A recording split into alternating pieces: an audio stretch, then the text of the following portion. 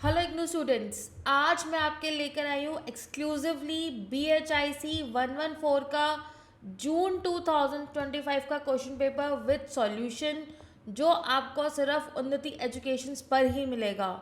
और paper start करने से पहले आप हमारे चैनल उन्नति एजुकेशंस को लाइक और सब्सक्राइब करना बिल्कुल मत भूलना, ताकि आपकी कोई भी इम्पोर्टेंट अपडेट जो है वो मिस ना हो सके। चलिए क्वेश्चन पेपर देखेंगे बच्चों। ये है आपका BHIC 114 June 2025 history of modern Europe second. 3 hours का आपका पेपर है, 100 मार्क्स का आपका पेपर है। इसमें आपको कोई भी 5 क्वेश्चन अटेम्प्ट करने हैं। अगेन जो आपका आंसर है वो 400 वर्ड्स के होने चाहिए और आपको हर सेक्शन से एटलीस्ट 2 क्वेश्चन अटेम्प्ट करने ही हैं। चलिए सबसे पहले हम आते हैं सेक्शन नंबर 1 पर। सेक्शन नंबर 1 में आपसे क्वेश्चन नंबर 1 पूछा गया है, explain the central idea of socialism with a special reference to the main stage of socialist ideas. और ये जो क्वेश्चन है वो है आपका 20 मार्क्स का। चलिए इसका सॉल्यूशन देखते हैं बच्चों। स्क्रीन पर आप देख सकते हैं सोशलिज्म क्या है आपका, एक आइडियोलॉजी है जो किसमें एडवोकेट करती है, आपकी कलेक्टिव ओनरशिप के अंदर, जिसका मतलब होता है कि आपको प्रोडक्शन और एस्टेब्लिशमेंट करनी है एक एग्रीटेरियन सोशल ऑर्डर की। और ये इमर्ज हुआ था आपका मॉडर्न यूरोप के अंदर as a reaction against the inequality and exploitation, जो आपका इंडस्ट्री कैपिटलिज्म की वजह से जनरेट हुआ था। रैपिड इंडस्ट्रियलाइजेशन की वजह से क्लास डिवीजन जो था वो बहुत ज़्यादा हो चुका था कैपिटलिस्ट और वर्कर्स के बीच में। और सोशलिस्ट थिंकर्स जो थे उन्होंने एड्रेस किया था social injustice, income inequality and human suffering को। And over the time socialist को लगा कि अब हमको डिस्टिंक्ट स्टेज पे उसको इवॉल्व करने की ज़रूरत है। अब आते हैं उसके next point, that is your central idea of socialism पर। फर्स्ट पॉइंट है आपका सोशल एंड इकोनॉमिक इक्वालिटी। तो सोशलिज्म का मेन एम क्या है कि उनको क्लास डिस्टिंक्शंस को एलिमिनेट करना है और इंश्योर करना है कि जो वेल्थ है उसका इक्वल डिस्ट्रीब्यूशन होगा और सभी मेंबर्स के लोगों को इक्वल अपॉर्चुनिटीज़ जो हैं वो प्रोवाइड की जाएंगी। Second is opposition to the private ownership.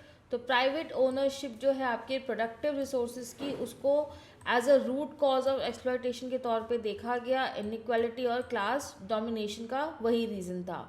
Third is collective ownership of means of production. Industry, land और रिसोर्सेज जो हैं वो कलेक्टिवली ओन होने चाहिए, ताकि आप एक कॉमन सोशल इंटरेस्ट जो है वो सर्व कर सके rather than a private profit. Fourth is criticism of capitalist exploitation. तो कैपिटलिज्म को क्रिटिसाइज़ किया गया, उन्होंने सरप्लस को एग्जैक्सरेट किया और उनकी जो वैल्यू थी वो वर्कर से निकाली, जिसकी वजह से उनको एलियनेशन फील हुआ और इकोनॉमिक जस्टिस बहुत ज़्यादा बढ़ गया। Next is emphasis on corporation. तो सोशलिस्ट प्रमोट करता है आपका कॉपरेशन को और कलेक्टिव वेलफेयर को over competition and individual gain.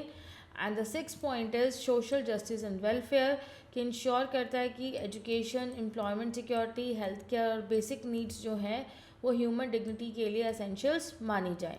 Next आता है बच्चों आपका main stages of socialist ideas. तो फर्स्ट आता है आपका utopian socialism.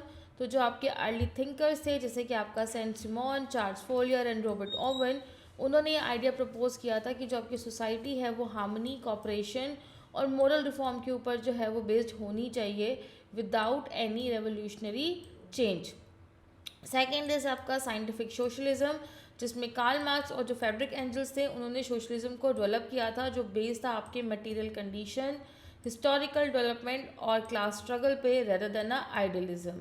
Next theory of class struggle, history को एज अ कॉन्फ्लिक्ट के तौर पे देखा गया between the classes with socialism emerging through the struggle of proletariat against the bourgeoisie. And next point is revolutionary socialism. So Marxist socialism ने argue किया कि capitalism जो है उसको ओवरथ्रोन कर देना चाहिए थ्रू रेवोल्यूशन, जिसकी वजह से हम एक क्लासलेस सोसाइटी जो है वो इस्टेब्लिश कर सकते हैं। And the next is role of a state in socialism, कि जो स्टेट है वो रिप्रेजेंट कर रही है क्लास इंटरेस्ट को अंडर कैपिटलिज्म और उसे एक्सपेक्ट किया जा रहा है कि वो एक सोशल ऑर्डर के बाद अचीव करने के बाद डिसअपियर हो जाएगा। And the last point is democratic and revisionist socialism. तो लेटर सोशलिस्ट थिंकर ने सपोर्ट किया ग्रेजुअल रिफॉर्म्स को, पार्लियामेंट्री मेथड्स को एंड वेलफेयर पॉलिसीज़ को इंस्टेड ऑफ अ वॉलेंट रेवोल्यूशन। और उसके बाद स्टूडेंट आपका आएगा एक क्रिटिकल नोट और लास्ट में आपका आएगा एक conclusion. Socialism developed through various stages in response to a changing economic and social realities। और सेंट्रल आइडिया जो था वो फोकस था आपके इक्वालिटी, कलेक्टिव ओनरशिप और सोशल जस्टिस पर, और हर एक स्टेज कंट्रीब्यूट करती थी to shape a modern politics and social movements को। एंड सोशलिज्म कंटिन्यू रहा to influence debate on inequality, labour rights and the role of a state in the society. चलिए अब हम बातें हैं सेकंड क्वेश्चन के टूवर्ड्स। सेकंड क्वेश्चन में आपसे पूछा गया है बच्चों, trace the historical incidents to the rise of fascism, discuss the circumstances that led to the formation of a Nazi party in a Germany. और ये भी कितने मार्क्स का है बच्चों, आपका 20 मार्क्स का क्वेश्चन है। स्टूडेंट्स मेक श्योर कि आपको हम जिस तरीके से आंसर प्रेजेंट करके दिखा रहे हैं आपको एग्जैक्टली ऐसे ही अपने आंसर प्रेजेंट करने हैं पॉइंट फॉर्म में, ताकि आप अच्छे मार्क्स जो हैं वो स्कोर कर सकें। चलिए अब हम आते हैं इसके सॉल्यूशन पर। फेसिज्म जो है वह मर्ज हुआ था यूरोप में अर्ली 20th सेंचुरी के अंदर as an extreme nationalist and authoritarian ideology. ये अराउज हुआ था आपके लिबरल डेमोक्रेसी की क्राइसिस की वजह से, सोशल इंस्टेबिलिटी की वजह से and post war political arguments के फेलियर की वजह से। इस मूवमेंट ने रिजेक्ट किया डेमोक्रेसी, सोशलिज्म और इंडिविजुअलिज्म को और प्रमोट किया state supremacy, militarism and mass mobilisation को। और जर्मनी के अंदर जो फेसिस्ट टेंडेंसी थी वो आप मिलती थी रेडिकल एक्सप्रेशंस में इन नाजिज्म, जिसको शेप किया by specific historical and social conditions ने। अब आता है बच्चे आपका historical incident to the rise of a fascism. तो सबसे पहला पॉइंट आता है बच्चे आपका crisis of liberal democracy. Parliament system जो था वो बहुत ही वीक और इनइफेक्टिव था after the first world war, और फ्रीक्वेंट गवर्नमेंट चेंज की वजह से एक पब्लिक डिस्ट्रक्ट जो था वो क्रिएट हो चुका था डेमोक्रेटिक इंस्टीट्यूशंस में। Second is impact of the first world war की वजह से काफ़ी ज़्यादा डिस्ट्रक्शन हुई, लॉस ऑफ लाइफ, इकोनॉमिक डिस्कोलेशन, और जो वर्टन्स और सिविलियंस थे उन्होंने डीलिबरलाइज किया प्री वॉर पॉलिटिकल एलिट्स को। नेक्स्ट था आपका treaty settlement and national humiliation. तो पोस्ट वॉर ट्रीटीज़ जो थी वो इम्पोज की गई, जिसमें बहुत ज़्यादा हार्श टर्म्स थी जो भी स्टेट्स डिफीट हुई थी उनके लिए, और जर्मनी के अंदर उनका टेरिटोरियल लॉस भी हुआ और मिलिट्री रिस्ट्रिक्शंस भी लगाई गई, जिससे एक रिसेसमेंट जो था वो जनरेट हुआ। Next is economic instability and inflation. तो इन्फ्लेशन, अनएम्प्लॉयमेंट एंड पॉवर्टी की वजह से जो यूरोपियन सोसाइटीज़ थी वो डिस्टेबलाइज हो चुकी थी, और मिडिल क्लास को लगा था कि अब उनका सारा स्टेटस और सेविंग्स जो है वो लॉस होने वाली है। Next is fear of socialism and revolution. तो रशियन रेवोल्यूशन के सक्सेस के बाद जो कंजर्वेटिव और मिडिल क्लास ग्रुप थे वो अलार्म हो चुके थे, और फेसिज्म ने अपने आप को प्रेजेंट किया था as a barrier against a communism. Next point आता है बच्चों आपका ग्रोथ ऑफ एक्सट्रीम नेशनलिज्म। तो फेसिस्ट मूवमेंट्स को ग्लोरीफाई किया गया था, नेशन, रेस और स्टेट्स को, और जो नेशनल रिवाइवल था वो प्रॉमिस किया गया through discipline and unity. Next point the weakness of socialist and liberal forces. Divisions जो था लेफ्ट विंग ग्रुप का उन्होंने वीकन किया फेसिस्ट मूवमेंट को, लिबरल जो थे वो फेल हुए एड्रेस करने के लिए मास ग्रीवेंसेस को effectively. And the last point is the role of a charismatic leadership. Fascism जो था वो स्ट्रॉन्ग लीडर्स के ऊपर रिलाई करता था जो क्लेम करते थे कि वो नेशन की विल के अकॉर्डिंगली काम करेंगे, बट मास प्रोपेगेंडा और सिम्बोलिज्म्स की वजह से उनकी अथॉरिटी रीएनफोर्स कर दी गई। Next is circumstances leading to the formation of a Nazi party in Germany. तो first point is German defeat the political collapse. German 1988 में जब डिफीट हुआ तो उसकी वजह से उनकी मोनार्की जो थी वो पूरी तरह से फॉल हो चुकी थी, और न्यू रिपब्लिक जो था वो पॉपुलर लेजिटिमिटी को फ्लैग करती थी। Next is the burden of reparations. तो हैवी फाइनेंशियल ऑब्लिगेशंस की वजह से इकॉनमी में बहुत ज़्यादा स्ट्रेन था, और बहुत से जर्मन्स जो थे वो इंटरनल एनिमीज़ को ब्लेम करते थे rather than the external forces. Economic crisis of the 1920s and 1930s, hyperinflations की वजह से और ग्रेट डिप्रेशंस की वजह से वाइड स्प्रेड अनएम्प्लॉयमेंट जो थी वो फैल चुकी थी, और इकोनॉमिक डिसअपियर की वजह से जो रेडिकल सॉल्यूशंस थे वो बहुत ज़्यादा इंक्रीज हो रहे थे। Next is appeal of a Nazi ideology. So Nazi party ने कंबाइन किया था नेशनलिज्म, एंटी सेंटिमिज्म और एंटी कम्युनिज्म एंड अथॉरिटेरिज्म को, जिसने प्रॉमिस किया था नेशनल रिवाइवल और एक सोशल order. तो unlike Italian fascism, German Nazism placed the race and anti-Semitism at its core of its ideology and giving it more radical and genocidal character. और at last बच्चों आ जाएगा आपका conclusion. चलिए अब हम आते हैं नेक्स्ट थर्ड क्वेश्चन पे. Briefly discuss the various stages of the British colonisation of India. देखेंगे इसका सॉल्यूशन. सबसे पहला आएगा बच्चों आपका इंट्रोडक्शन. तो ब्रिटिश कॉलोनाइजेशन ऑफ इंडिया जो है वो एक ग्रेजुअल एस्टेब्लिशमेंट था ब्रिटिश पॉलिटिकल, इकोनॉमिक और एडमिनिस्ट्रेशन कंट्रोल का ओवर इंडियन सब कॉन्टिनेंट. और ये शुरू हुआ था आपका commercial interest of east India company के साथ, और लेटर उन्होंने डायरेक्ट एम्पायरल रूल जो था वहाँ पे बना लिया था. ये जो प्रोसेस था उसने अनफोल्ड किया था बहुत सारे डिस्टिंक्ट स्टेजेस को, जिसमें चेंजेस मोटिव, मेथड और स्ट्रक्चर ऑफ गवर्नेंस को मार्क किया गया. और जो स्टेजेस थे ये कलेक्टिवली रीशेप किया इंडिया की पॉलिसी को, उसकी इकोनॉमी, सोसाइटी और foundation of a modern colonial rule. Next आता है बच्चों आपका stages of British colonisation in India. तो सबसे पहला था आपका कमर्शियल एंड मर्सेंटाइल फेज जो था आपका 1600 से 1757 तक. ब्रिटिश इनिशियली एंटर हुए थे इंडिया में as a trade purpose through the East India Company. Trading post जो थे वो इस्टेब्लिश किए गए सूरत, मद्रास, बॉम्बे और कलकत्ता के अंदर. और उनका जो फोकस था वो सिर्फ ट्रेड, प्रॉफिट और कमर्शियल प्रिविलेजेस के लिए था, ना कि टेरिटरी के लिए. Second is political expansion and fleshy phase जो था आपका 1757 से 1764 पर. बैटल ऑफ प्लासी की वजह से ट्रेड के अंदर कुछ ट्रांजिशंस होना शुरू हुए, जिसकी वजह से पॉलिटिकल डोमिनेंस की टुवर्ड्स उनका ध्यान गया. नेक्स्ट ब्रिटिश इन्फ्लुएंस जो था वो धीरे धीरे उनका कंट्रोल गया लोकल रूलर्स को कंट्रोल करने के अंदर. उसके लिए उन्होंने डिप्लोमेसी और फोर्स का यूज़ किया. And the last point is कि रेवेन्यू राइट्स जो थे उस बंगाल को उन्होंने ब्रिटिश इकोनॉमिक पावर को और भी ज़्यादा स्ट्रॉन्ग बना दिया. थर्ड इज़ टेरिटोरियल कंसिडरेशन जो हुआ आपका 1765 से 1818 के बीच में. कंपनी ने काफ़ी सारी टेरिटरीज़ को वॉर्स और ट्रीटीज़ के थ्रू जो था वो एक्वायर कर लिया था. मेजर कॉन्फ्लिक्ट्स जो थे वो वॉर के वो हुए थे मैसूर, मराठास और रीजनल पावर्स के बीच में. और कंपनी जो थी एज अ टेरिटोरियल सॉवरन के तौर पे जो थी वह मर्ज होना शुरू हुई rather than a trading body. Next fourth point is administration and revenue reforms phase जो था आपका 1793 से 1830 तक. ब्रिटिशर्स ने जो थे न्यू लैंड रेवेन्यू सिस्टम जो थे वो इंट्रोड्यूस करे ताकि वो एक स्टेडी इनकम इंश्योर कर सकें. एडमिनिस्ट्रेटिव स्ट्रक्चर जो था वो सेंट्रलाइज था ब्रिटिश ऑफिशियल्स के कंट्रोल के अंदर. And legal and judicial institution जो थे उनको कंसोलिडेटेड कंट्रोल के थ्रू रिकॉग्नाइज कराया गया. Next is economic colonisation phase जो था आपका अर्ली 19th सेंचुरी के अंदर. इंडियन इकोनॉमी जो था उसको रीऑर्गेनाइज किया गया ताकि वो ब्रिटिश इंडस्ट्रियल इंटरेस्ट को सर्व कर सके.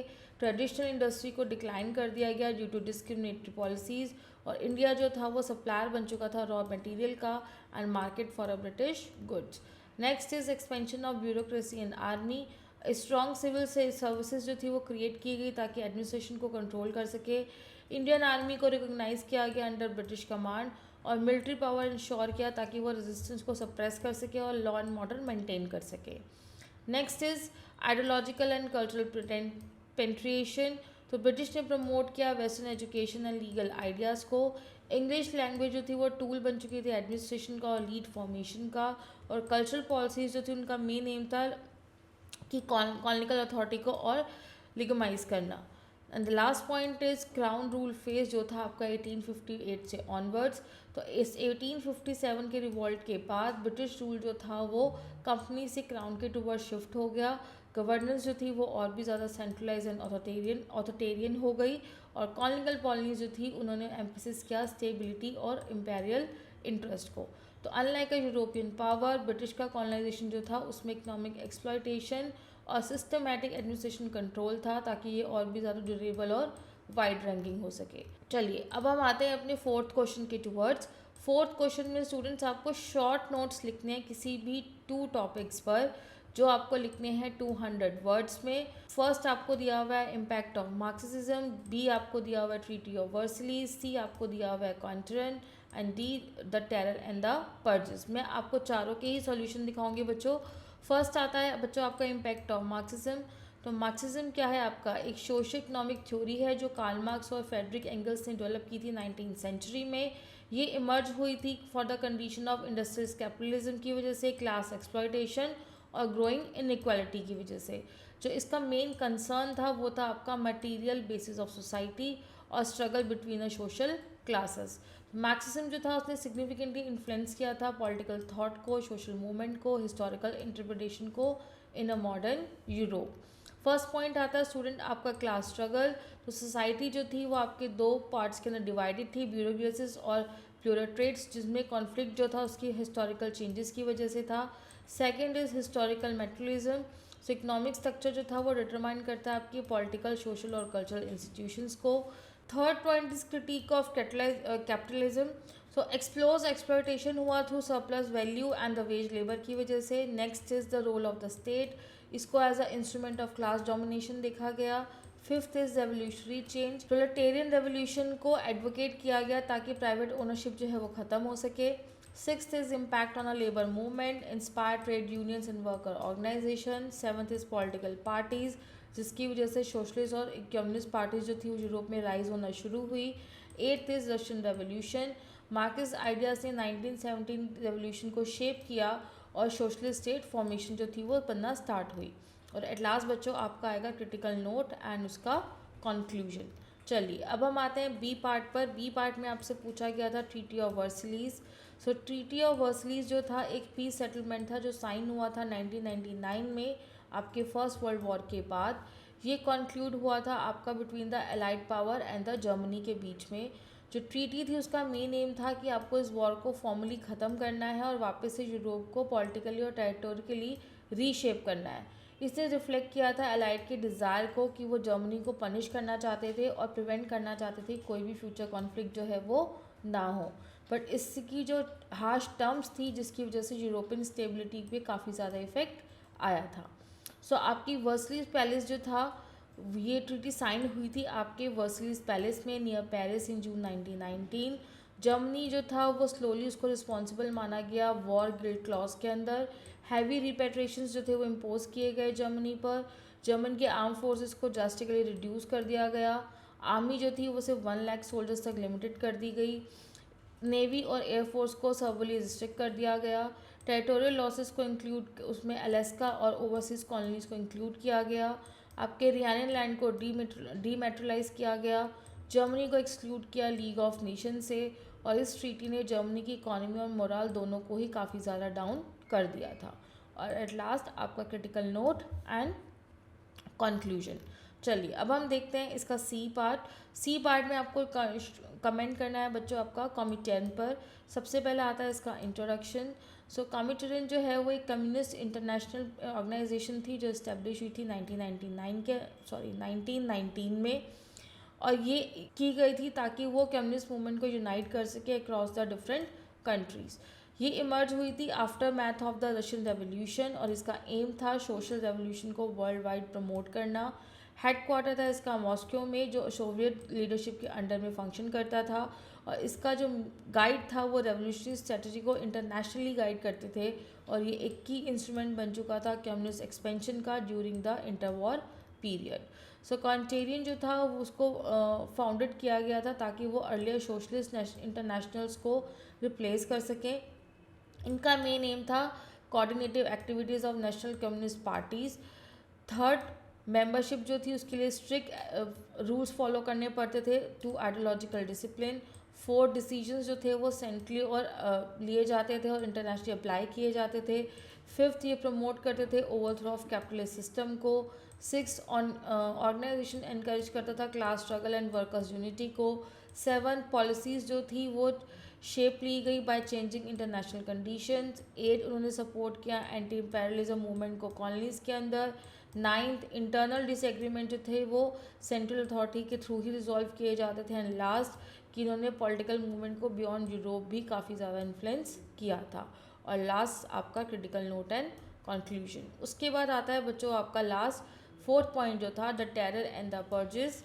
तो टेरर एंड द पर्जेस जो है वो एक टाइम पीरियड को रेफर करता है जिसमें बहुत ज़्यादा इंटेंस पॉलिटिकल रिप्रेशन था in the Soviet union during the 1930s। ये फेज जो था ये मार्क किया जाता है by systematic violence, arrest and execution against the real and perceived opponent of the regime. इसका मेन एम था to consolidate the absolute political control. Fear जो था वो एक सेंट्रल इंस्ट्रूमेंट था गवर्नेंस का। और ये जो प्रोसेस था उन्होंने रीशेप दिया था Soviet political and social life को। टेरर जो था वो क्लोजली एसोसिएटेड था स्टालिन लीडरशिप के अंडर। इसकी जो टारगेटेड मेंबर्स थे, पार्टी मेंबर्स थे, स्टेट ऑफिशियल्स थे एंड मिलिट्री लीडर्स थे। शो ट्रायल्स जो थे वो ऑर्गेनाइज किए जाते थे to justify repression publicly. Accuse individual को फोर्स किया जाता था to confess under a pressure. एक सीक्रेट पुलिस जो थी वो एक क्रूशल रोल प्ले करती थी टू एनफोर्स टेरर।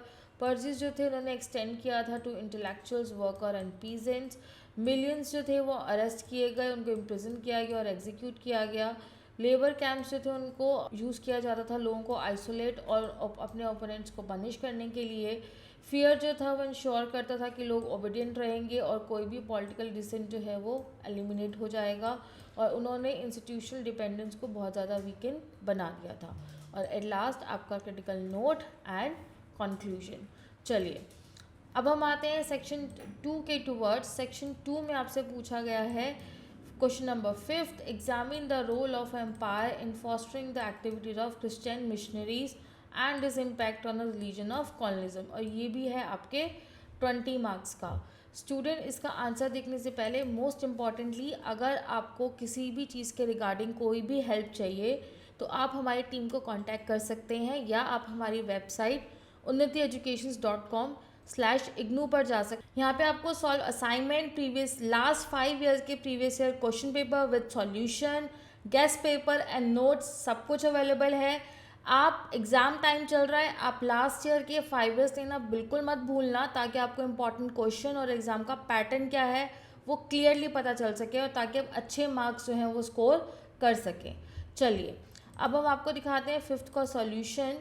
5th के सॉल्यूशन पर आते हैं बच्चे। तो जो आपका एम्पायर था मॉडर्न यूरोपियन पीरियड के अंदर वो एक्सपेंड हुआ था through conquest, trade and administration. और इसको एक्टिवली सपोर्ट किया था क्रिश्चियन मिशनरीज ने। उन्होंने एक्टिवली पार्टिसिपेट किया था as a civilising mission. Christian missionaries जो थी उन्होंने इम्पेरियल एक्सपेंशन किया था एशिया, अफ्रीका और अमेरिकाज में। और उनका जो वर्क था वो क्लोजली लिंक था to imperial authority, education and social reforms. Missionary activities जो थी वो एक कल्चरल आर्म बन चुकी थी एम्पायर का। उन्होंने रिलीजन को शेप किया और सोशल लाइफ को शेप किया इन कॉलोनीज़। और ये इंटरेक्शंस जो थी वो डीपली इफेक्टेड थी by indigenous belief system and religious practices. Next आता है बच्चे आपका role of empire in fostering missionary activities. तो first point is imperial protection and patronage. Empires जो थे उन्होंने मिशनरीज को एक लीगल प्रोटेक्शन प्रोवाइड की थी, सेफ ट्रैवल और रेजिडेंस इन कॉलोनीज़। और कॉलोनिकल गवर्नमेंट जो थी ऑफन वो सेफ गार्डेड करती थी मिशनरी इंस्टीट्यूशंस को। Second is ideology of civilising mission. Missionaries जो थे वो अपने वर्क को जस्टिफाई करते थे as a moral duty to spread the Christian values, literacy and a western culture. और उसको अलाइन करते थे रिलीजियस कन्वर्जन को with imperial goals. Next is administrative support. Missionaries receive करते थे land grant, subsidy and permission to establish churches, schools and hospitals, integrating religion with the colonial administration. Fourth is education institution. Empire जो थे वो promote करते थे missionary run schools को to train local elites. और एजुकेशन जो थी वो एक टूल बन गई थी religious instruction and cultural assimilation के लिए। Next is language and translation efforts. Missionaries जो थी वो लोकल लैंग्वेज के थ्रू लर्न की जाती थी, ट्रांसलेट करते थे वो रिलीजियस टेक्स्ट को, helping imperial authorities to understand the कॉलोनिकल society while spreading a Christianity. Next is social reform initiative. Practices जैसे slavery, polygamy and ritual custom जो थे वो अपोज किए गए by the missionaries और उन्हें पोर्ट्रे किया क्रिश्चियनिटी को as a morally superior. And next is economic and commercial links. Missionary station जो थे वो डेवलप थे alongside a trading centre, reinforce किया था connection between the commerce, empire and religion. And the last point is cultural legitimisation of empire. Missionary ने portray किया था empire rule को as a divinely essential and encourage किया था loyalty को to colonial authority among the converts. The next point is impact of religions of colonies. The first is erosion of indigenous belief. Traditional religion face जो थे उसकी वजह से Christian doctrine की वजह से वो डिक्लाइन होना शुरू हो गए। इन्होंने चैलेंज किया लोकल रिचुअल्स को, मिथ्स को और प्रीस्टली अथॉरिटीज़ को। Next is religious conflict and resistance. Missionaries efforts की वजह से रेजिस्टेंस जो थे वो प्रोवोक हुए, reform movements and revival of indigenous religious जो था as a response to a cultural intrusion. And the last point is syncretisation and adaptation, तो बहुत सारे रीजन्स के अंदर क्रिश्चियन बिलीफ जो थे वो मर्ज हो गए थे लोकल ट्रेडिशंस के साथ, जिसकी वजह से एक हाइपर रिलीजियस प्रैक्टिसेस जो थी वो क्रिएट होना स्टार्ट हो गई थी। और एट लास्ट बच्चों आपका क्रिटिकल नोट एंड कंक्लूजन। चलिए अब हम देखते हैं नेक्स्ट क्वेश्चन। नेक्स्ट क्वेश्चन में आपसे क्या पूछा गया, question number 6, examine the main cultural changes including changes in family and the work pattern during the post world war periods, और ये भी है आपके 20 मार्क्स का। चलिए तो जो आपका पोस्ट वर्ल्ड वॉर पीरियड था यूरोप के अंदर, उसको मार्क किया गया था as a decisive break from the earlier social और इकोनॉमिक ट्रेडिशन। जो massive destruction, loss of life और इकोनॉमिक डिसलोकेशन कॉज की वजह से वॉर जो थी वो एवरीडे को डीपली इफेक्ट कर रही थी। सोसाइटी जो थी वो रैपिड कल्चरल ट्रांसफॉर्मेशन के टूवर्ड्स जा रही थी, एज पीपल जो थे वो रेजिस्ट हो चुके थे values related to family, work and gender roles and social relation. ये जो चेंजेस उन्होंने रिफ्लेक्ट किया था बहुत वॉर के ट्रोमा को और डिमांड किया था रिकंस्ट्रक्शन एंड मॉडर्नाइजेशन को। ओवरऑल ये जो पीरियड था उन्होंने विटनेस किया था a shift towards a greater social flexibility, state intervention and a cultural modernity. First is break down of traditional social values, तो वॉर ने एक्सपीरियंस किया था वीकेंड रिजिड मॉरल कोड्स और हायरार्कीज़ को। Individual freedom and personal choice gain की थी importance. Second is change in the family structure, traditional extended family decline होना शुरू हो गई थी। न्यूक्लियर फैमिली काफ़ी कॉमन हो चुकी थी अर्बन सोसाइटी के अंदर। Impact of war on marriage pattern, economic uncertainty की जैसे डिले मैरिज होना शुरू हुई, डिवोर्स रेट जो थे वो इंक्रीज हो चुके थे। Next is changing role of women in family life, women ने एज्यूम किया रिस्पॉन्सिबिलिटीज़ को अर्लियर जो मेंस के लिए रिजर्व की गई थी। पैट्रियार्कल अथॉरिटी जो थी विद इन द फैमिली उनको चैलेंज किया जाने लगा। Fifth is decline in birth rate, economic insecurities की वजह से लार्ज फैमिली डिस्करेज हुई, family planning and smaller house hold जो थे वो एक्सेप्टेबल होने लगे। Next is transformation of work patterns, industrial reconstruction ने क्रिएट किया न्यू फॉर्म ऑफ एम्प्लॉयमेंट्स को, skilled and semi skilled labour ने ग्रेटर इंपॉर्टेंस गेन करी। 7 point is entry of women into the work force, women factories, office और services के अंदर जो उन्होंने काम करना शुरू किया आफ्टर द वॉर्स, और वेज अर्निंग वुमेन जो थी उन्होंने ऑल्टर किया फैमिली डिपेंडेंट स्ट्रक्चर को। 8 point is the growth of organise labour and unions, workers ने डिमांड किया better wages, are and security, और कलेक्टिव बार्गेनिंग जो थी उन्होंने स्ट्रेंथन किया वर्किंग क्लास आइडेंटिटी को। Next 9 point is expansion of state intervention, government ने इंट्रोड्यूस किया welfare measures and labour protection को, एम्प्लॉयमेंट जो थी वो इंक्रीजिंगली रेगुलेटेड हुई थी by the law. 10th point is the rise of urban culture, migration to cities की वजह से वो काफ़ी ज़्यादा इंक्रीज़ हो गया था specifically after the Wars. Urban lifestyle जो था वो इन्फ्लुएंस हुआ हैबिट, लेजर और कंजम्पशन की वजह से। 11 point is cultural modernisation and mass media, cinema, radio, newspaper जो थे उन्होंने पॉपुलर कल्चर को शेप किया, लोगों ने अपने एक्सपीरियंस को शेड किया और रिप्लेस किया ओल्डर लोकल ट्रेडिशंस को। And 12th point is youth culture and generational change, तो यंगर जनरेशन ने क्वेश्चन किया एस्टेब्लिश अथॉरिटी को, उन्होंने एजुकेशन एंड एम्प्लॉयमेंट के लिए को क्रिएट किया न्यू सोशल एस्पिरेशन। और एट लास्ट बच्चों आपका क्रिटिकल नोट एंड उसका कंक्लूजन। अब हम आते हैं नेक्स्ट क्वेश्चन नंबर 7 पर। क्वेश्चन नंबर 7 में आपसे पूछा गया है discuss the concept of a romanticism and it influence on a literature, art and music, और ये भी है आपके 20 मार्क्स का। चलिए 7 का आंसर देखेंगे स्टूडेंट। रोमांटिसिज्म जो है वो एक मेजर कल्चर और इंटेलेक्चुअल मूवमेंट था जो इमर्ज हुआ था आपका यूरोप के अंदर in the late 18th century. उसको डेवलप किया गया था as a response to excessive rationalism, formalism and a social change जो आपका इंडस्ट्रियलाइजेशन की वजह से आया था। ये जो मूवमेंट था उसने एम्फोसिस किया था इमोशन, इमेजिनेशन, इंडिविजुअलिटी और reference of the nature. Romanticism ने शेप किया क्रिएटिव एक्सप्रेशंस को बाय रिजेक्टिंग रिजिड रूल्स और सेलिब्रेट किया personal freedom and emotional depth. First of all आता है बच्चों इसका कॉन्सेप्ट। तो पहला पॉइंट है आपका emphasis on emotion and imagination. Romanticism ने वैल्यू किया फीलिंग एंड इमेजिनेशन को ओवर लॉजिक एंड रीजन और उसको एज अ इमोशनल एक्सपीरियंस के तौर पर देखा गया। Second is individualism and freedom. Movement ने हाईलाइट किया इंडिविजुअल सेल्फ को, क्रिएटिव डिपेंडेंस को और यूनिकनेस ऑफ पर्सनल एक्सप्रेशन को। Third is reaction against rationalism. तो रोमांटिसिस ने अपोज किया मैकेनिकल थिंकिंग को और बिलीव किया कि एक यही रीज़न है जिसकी जो इनसफिशेंट होता है ह्यूमन एग्जिस्टेंस को समझने के लिए। Fourth is the love of nature and the past. Nature को एज अ प्योर और स्पिरिचुअल तौर पे देखा गया। जबकि हिस्ट्री एंड फोकफेयर जो था उन्होंने एडमायर किया उनके इमोशनल रिचनेस को। नेक्स्ट आता है आपका influence of romanticism in literature.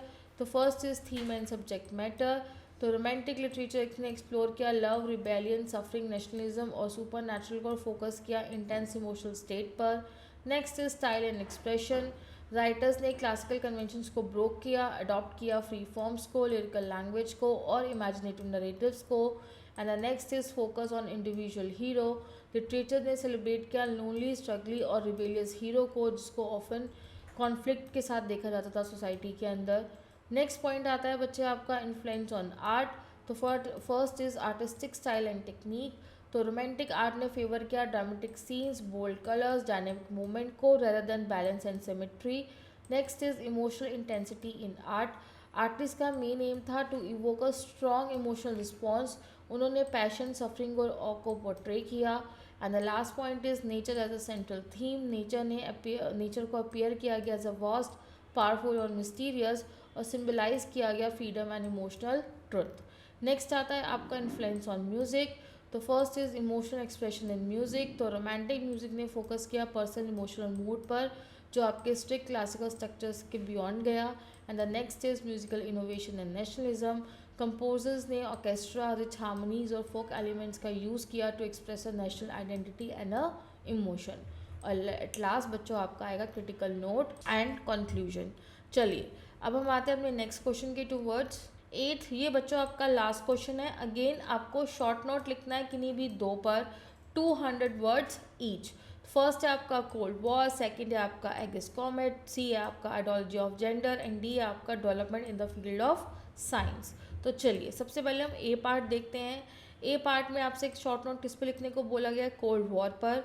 तो कोल्ड वॉर जो थी एक प्रोलॉन्ग पीरियड था पॉलिटिकल और आइडियोलॉजिकल कॉन्फ्लिक्ट का, जो इमर्ज हुआ था आपके सेकेंड वर्ल्ड वॉर के बाद।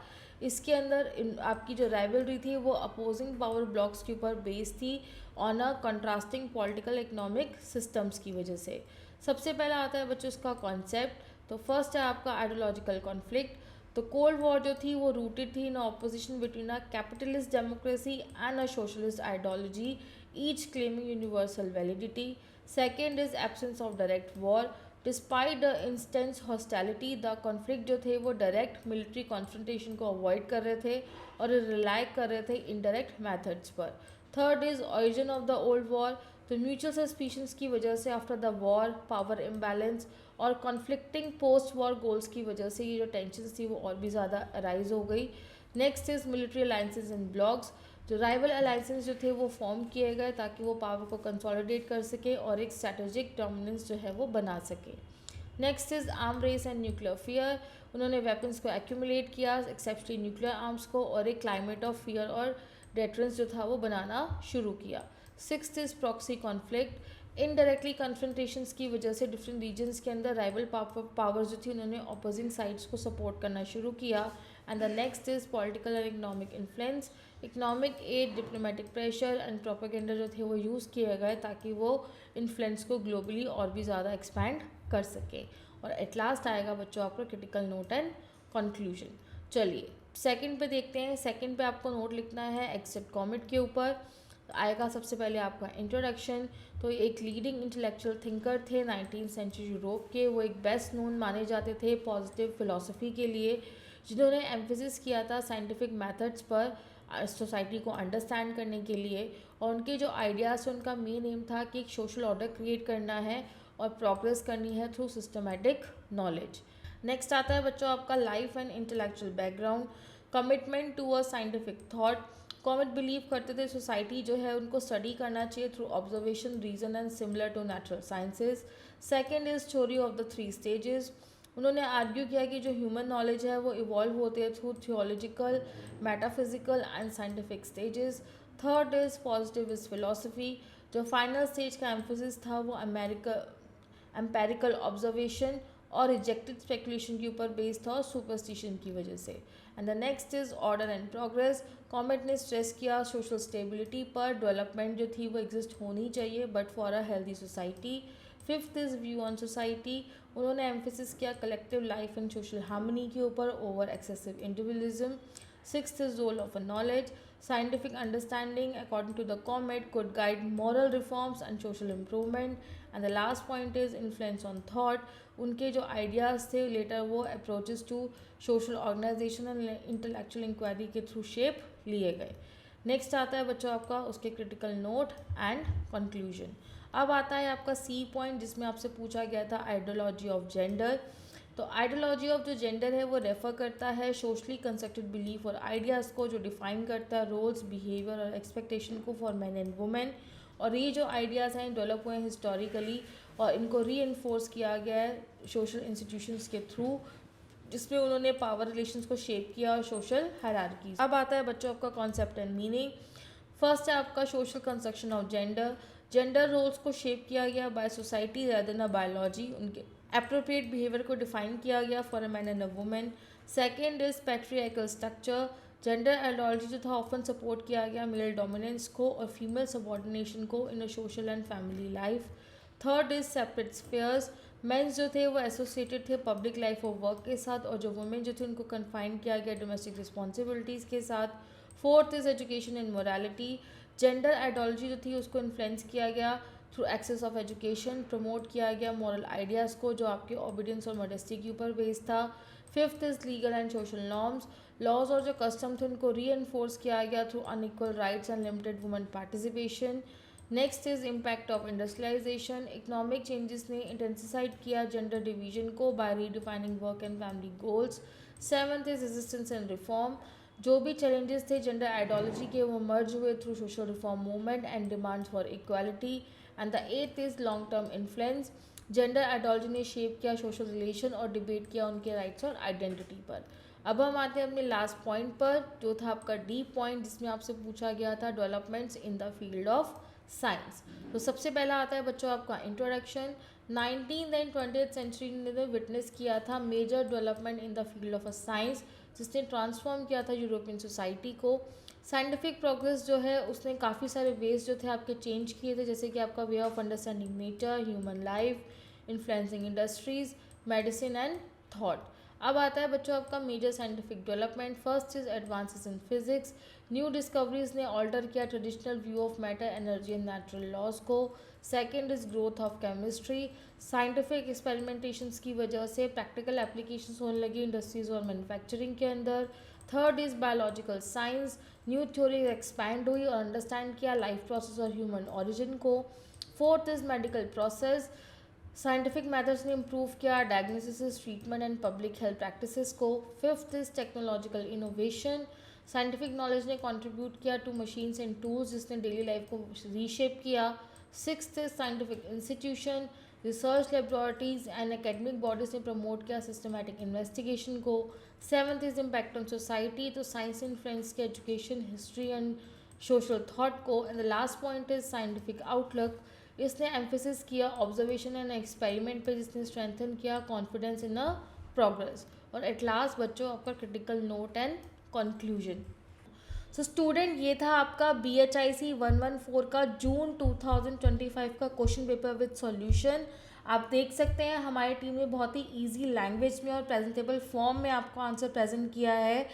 तो आपको बिल्कुल लेट नहीं करना, अभी हमारी टीम को कांटेक्ट करना है और उनसे लास्ट 5 ईयर के पेपर विद सॉल्यूशंस लेने हैं ताकि आप अच्छे मार्क्स जो हैं वो स्कोर कर सको. और इस वीडियो को शेयर करना बिल्कुल मत भूलना और मुझे कमेंट सेक्शन में ज़रूर बताना कि आपको नेक्स्ट वीडियो कौन से सब्जेक्ट की चाहिए. Thank you.